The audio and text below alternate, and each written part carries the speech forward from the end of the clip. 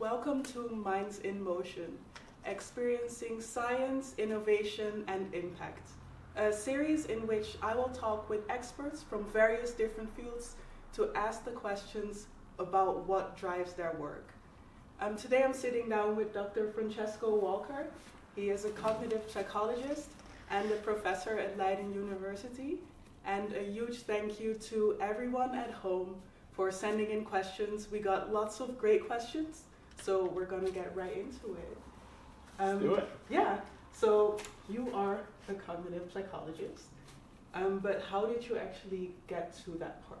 Like, what path did you kind of follow to get there? Oh yeah, that's an interesting question. So, well, I was interested in psychology, as a general theme. I think that a lot of people that are interested in psychology start with, Freud and Jung. Being a psychologist in a lot of the minds of the general population has a lot to do with clinical psychology. The couches and seeing patients, etc., etc.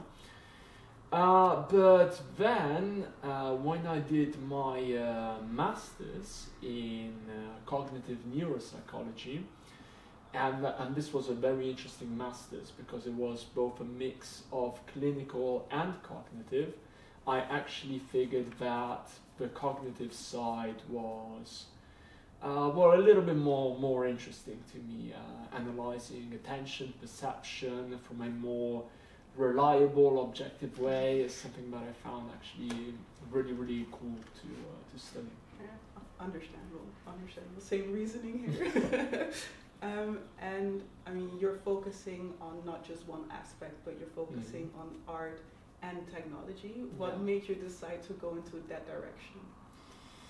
Yeah, there's actually a very easy answer to that question. Passion, just passion. I've always been in this very lucky position to study topics that I'm really passionate about. I love art. I grew up with art. I come from Rome.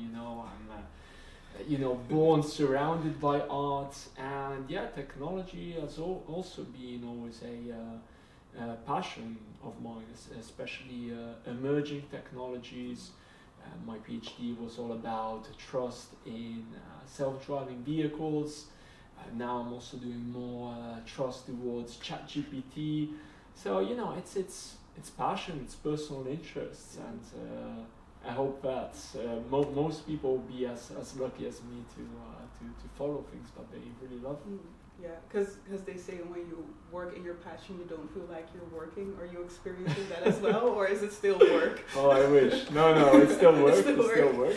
It's work that I really enjoy doing, and that is true. Sometimes you do perform some activities that do not feel like work. For example, if you go to certain conferences and you meet like-minded people. If you run a study and you get these results that really get you on a personal level, that does not feel like work, but we do work a lot. Like in academia, it's the teaching and the research is actually, the workload is quite high. And is that like one of the largest challenges in your research experience, in your research career? Do you feel like something else is more challenging than the workload? The workload is challenging. More than the workload, it's balancing the different activities. So, as an academic, and as an academic that works on different topics, you need to be very independent, but you also need to be very good in managing your time. We're given a lot of freedom, a lot of flexibility, and that's something that I love about academia. But that can be a good thing and a bad thing. You're given flexibility, but you need to use it purposely, properly. You need to manage it, and that's not always easy. Yeah, so time management is definitely key for you. Absolutely. Yeah. And for students, of course, as well. Yeah, and for work-life balance as well. It's all that. Never stops. Never stops. And you already talked a little bit about that it doesn't feel like work when you get the results, not necessarily that you want to because you're a researcher, so you're of course very unbiased all times. All the time. But what is the most surprising thing that you've found so far in your research? Well, I had several really surprising results. So some also surprising in a more negative way, probably. But I want to say, if I would have to pick one, finding that kids and adults view paintings in a different way was, I don't think surprising is the right term, because it's something that, you can expect, and that's why we hypothesized it as well.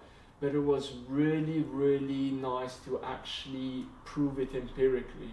It was that moment where we're like, have we just shown for the first time that kids and adults do not view paintings in the same way? And that's a moment that changed my entire career, for sure.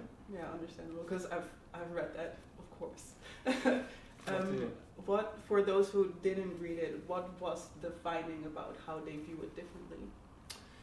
Yeah, well, in a nutshell, we showed that, so kids and adults use different visual strategies when viewing paintings.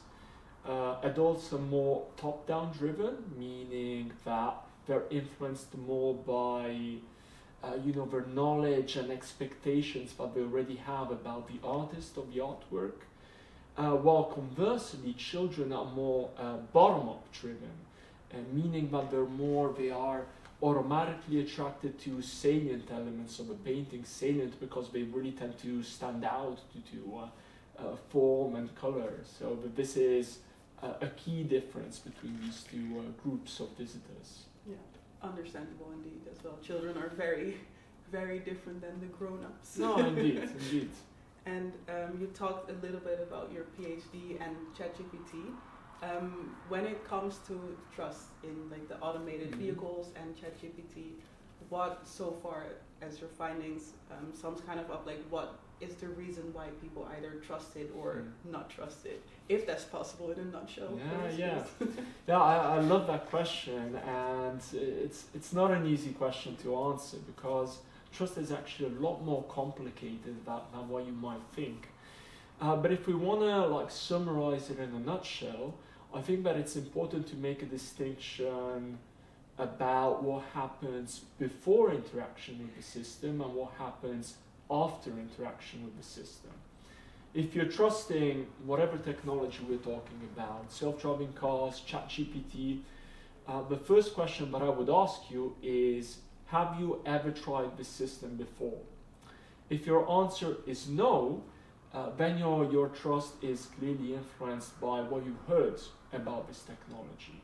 And you might have heard things about the technology from people you know, but also the media. All these influences then affect your trust. But once that you try the technology, so once that the behavior of the technology, and again it can be vehicle behavior, it can be the behavior of ChatGPT, once that you actually get to experience that will also affect your trust. So the continuous interaction with the system will continuously change your trust towards it. It's not a unidimensional constraint. It's not like present or absent, but it changes continuously due to a vast array of factors. Yeah, no, understandable indeed. Because trust is such a broad and big concept that it's not just a yes or no answer. And talking a little bit, ChatGPT is a form of artificial intelligence. Do you personally see artificial intelligence as a threat to art itself, or do you think as more of an enhancement to art? I do not really see ChatGPT as a threat generally. If we talk about a threat for art, no, I don't think so. Then of course it all depends how you're going to use it, and that's with all technological innovations. But I think that ChatGPT in many ways can actually, or ChatGPT or AI in general can enhance creativity in so many different ways.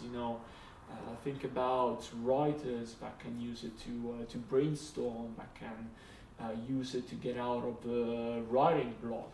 Or think about artists, if I can use it to, I don't know, discover new palettes or just run preliminary images that then can shape new ideas for new artworks. At the end, it's all how we use it.